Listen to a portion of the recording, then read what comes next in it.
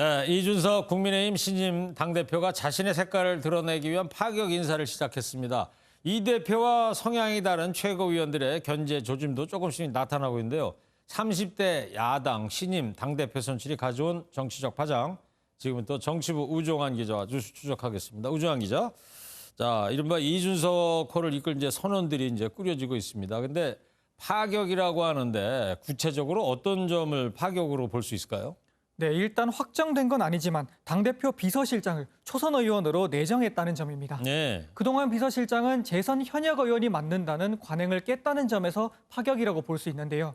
앞서 김종인 비상대책위원장 시절엔 재선 송원석 의원이, 황교안 대표 시절엔 이현승, 김도읍, 김명현 등 비서실장 3명이 모두 재선 의원이었습니다. 여기에 당 대변인 2명을 토론 배틀로 뽑겠다고 한 점도 파격으로 평가받고 있습니다. 그 승자는 누구일지 저는 전혀 모릅니다. 피선거권도 없는 20대 대학생이 국회 기자회견장에 서서 우리 당의 메시지를 내게 될지도 모릅니다. 네. 30대 원외 대표라는 점에서 이 대표의 이제 조직 장악력에 대한 물음표도 나오고 있지 않습니까? 오늘 인선에 대한 국민의힘 당내 분위기는 어떻습니까, 지금? 네, 당장 일부 최고위원들이 이 대표 인선에 불만을 표시하고 있는 걸로 전해졌습니다. 취재를 종합해보면 한 최고위원이 최고위 논의도 없이 인선을 결정했다고 불만을 드러냈다는 건데요. 네, 지금 저 4명의 신임 최고위원인데 저 4분 중에 한 분이 그랬다는 거죠? 이유는 뭡니까? 네, 쉽게 말해서 왜 우리와 미리 상의하지 않고 마음대로 정했느냐는 겁니다. 이 대표의 인선은 다음 주 첫 최고위원회에서 의결을 거쳐야 하는데요. 네. 이 시작부터 이 대표의 리더십이 시험대에 오를 수도 있는 상황입니다. 이 대표 측 한 관계자는 최고위원들의 성향이 다르다 보니 어려움이 예상된다고 전하기도 했습니다. 네. 또 이제 최고위원들도 대부분 이제 초선의 젊은 편이라서 이 대표와 궁합이 맞을 거라는 예상이 많은데 꼭 그렇지만은 않은 것 같습니다. 네, 일단 최고위 구성이 젊어진 거는 맞습니다. 배현진 최고위원은 이 대표보다 불과 2살 많고 김용태 청년 최고위원은 90년생, 26살입니다. 네. 최고령 김재원 최고위원이 50대 중반이니 연령만 보면 이 대표의 색깔과 맞을 법도 하죠. 하지만 각 최고위원의 성향을 뜯어보면 이 대표와 차이가 있습니다. 조수진 수석 최고위원은 투사로 불릴 정도로 당내 강경파로 분류되고, 배 최고위원은 홍준표 의원과 가까운 강경보수로 평가됩니다. 김 최고위원은 한때 친박으로 분류됐고, 정미경 최고위원은 황교안 대표 체제에서 최고위원을 지낸 바가 있죠. 이런 논란을 의식했는지 최고위원들은 이 대표를 잘 돕겠다고 했었는데요.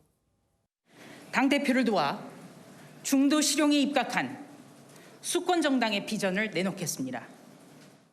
제가 한 최고위원에게 물어보니 개인적 이견은 있더라도 지도부 간 조율에 큰 문제는 없을 것으로 본다고 낙관적인 답변을 내놓기도 했습니다. 네. 자, 이 30대 첫 거대 야당 대표 탄생을 보는 여당 더불어민주당 분위기가 뒤숭숭하기는 마찬가지일 것 같은데요. 어떻습니까? 네, 어제 여러 여권 대선 주자들 그리고 국회의원들이 이 대표에게 축하를 잇따라 보냈었죠. 그랬죠. 오늘은 지자체장 그리고 청와대에서도 반응들이 나오기 시작했습니다. 먼저 보여드릴 게 더불어민주당 소속 조강한 경기 남양주시장이 보인 반응입니다. 네.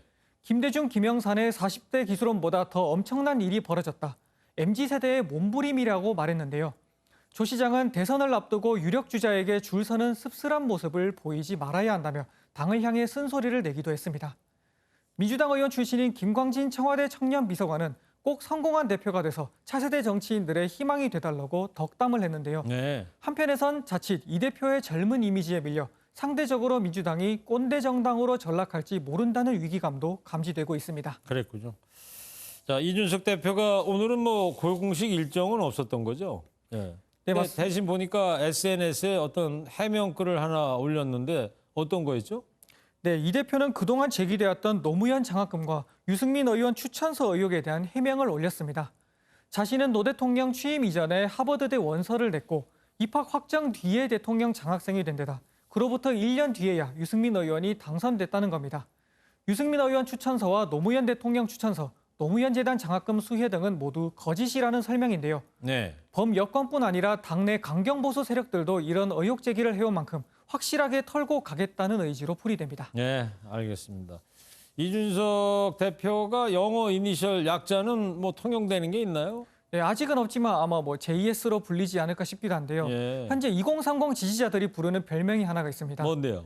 준스톤이라고 부르고 있습니다. 준스톤? 아, 돌석자? 예, 맞습니다. 준스톤. 예, 알겠습니다. 네, 지금까지 정치부 우주환 기자였습니다.